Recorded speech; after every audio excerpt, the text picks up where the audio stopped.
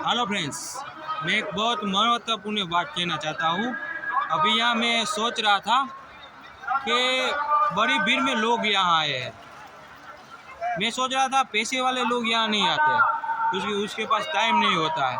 जो पैसे वाला बनना होता है तो लोग यहाँ आते नहीं, क्योंकि पैसे कमाने में लोग मशगूल होते हैं। फिर मेरी भी इच्छा हुई कि महादेव से ये भी मैं मांग लूँ कि मुझे भी यार पैसे वाला कर दो।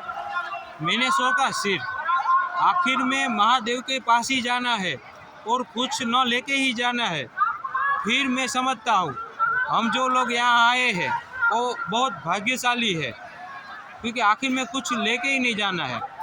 और उन जो पैसे वाले लोग हैं जो नहीं आ सकते हैं उसका मैं कम नसीब समझता हूँ, क्योंकि वो जो अंदर की फीलिंग होती है ना, एक बार जो हम सोच लेते हैं, एक बार जो हम सोचते हैं, या आपका मन कहीं भी घूम रहा हो स्थिर हो जाता है।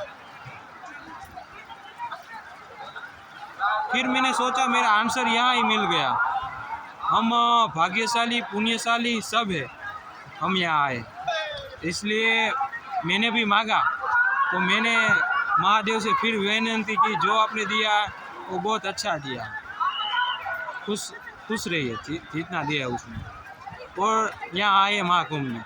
अगर मेरा मैसेज कहीं भी पहुँच रहा है वो लोग यहाँ आइए प्लीज़।